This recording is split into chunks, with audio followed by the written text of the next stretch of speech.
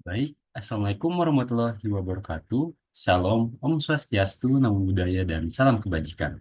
Sebelumnya, perkenalkan nama saya Ariel Aisyah Fisbriansah dengan NIM 24111111210010 sebagai mahasiswa baru Fakultas Kedokteran Gigi Universitas Lambung Mangkurat.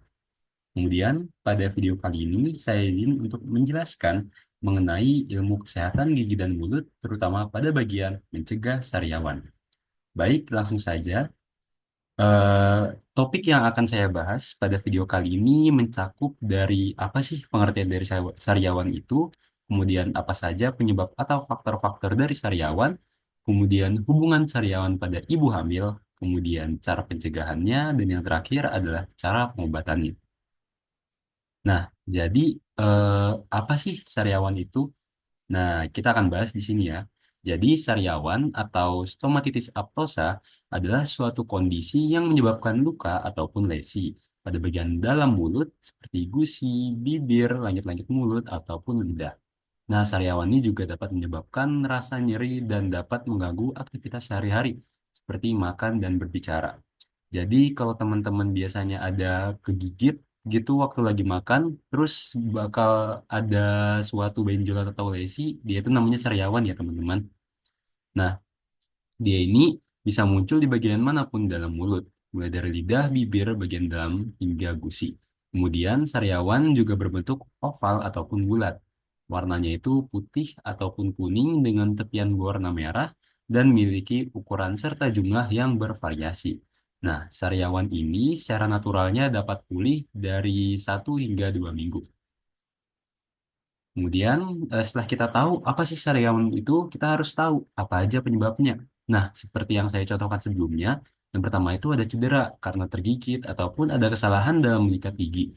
Kemudian yang kedua itu ada faktor dari luar, seperti infeksi jamur, virus, ataupun bakteri, dari mulut ataupun bagian tubuh lain. Kemudian ada penyakit autoimun seperti lupus. Kemudian yang terakhir adalah kondisi tertentu seperti perubahan hormon, kemudian kekurangan nutrisi, stres, merokok, dan faktor genetik. Nah, kita udah tahu nih pengertian, penyebab. Nah, jadi ada juga kasus pada ibu hamil. Nah, sariawan ini ternyata lebih rentan loh kepada ibu hamil dikarenakan oleh perubahan hormon selama kehamilan. Jadi sariawan itu bisa menandakan adanya tumor ataupun kanker di mulut dan lidah. Nah, kondisi ini patut dicurigai dikarenakan kalau dia itu tidak muncul sembuh. Jadi harus diperiksakan ke dokter yang terdekat. Nah, kemudian kita udah tahu tadi faktor, kemudian hubungannya, kita harus tahu bagaimana cara mencegahnya. Nah, sariawan itu dapat dicegah terutama yang pertama adalah menjaga kesehatan gigi dan mulut. Kemudian yang kedua, ada menyikat gigi secara benar dan menghindari penggunaan pasta gigi yang berbahan sodium lauryl sulfat. Dikarenakan dia itu sifatnya bisa melukai mulut kita. Nah, cara menyikat gigi yang benar itu kalian udah tahu nggak? Jadi menyikat gigi itu kebanyakan orang-orang itu salah ya, karena mereka itu biasanya menyikatnya itu ke samping dan sebenarnya yang benar itu adalah dari atas ke bawah dan juga bawah ke atas. Jadi kotorannya itu terbuang dengan baik dan juga itu mencakup seluruh mulut kita.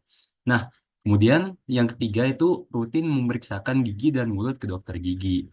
Nah, kemudian yang terakhir ada mengonsumsi makanan yang bergizi seimbang.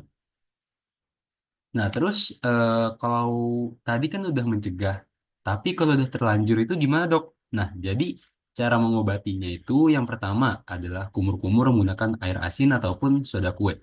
Kemudian menutupi sariawan dengan pasta soda kue, kemudian menggunakan obat sariawan yang mengandung benzokain, kemudian mengoleskan es ke sariawan, kemudian yang terakhir adalah menggunakan obat kumur yang mengandung steroid untuk mengurangi rasa sakit dan bengkak. Nah, mungkin itu saja yang dapat saya sampaikan pada video kali ini. Apabila ada kesalahan, mohon dimaafkan. Mungkin sekian dari saya. Wassalamualaikum warahmatullahi wabarakatuh.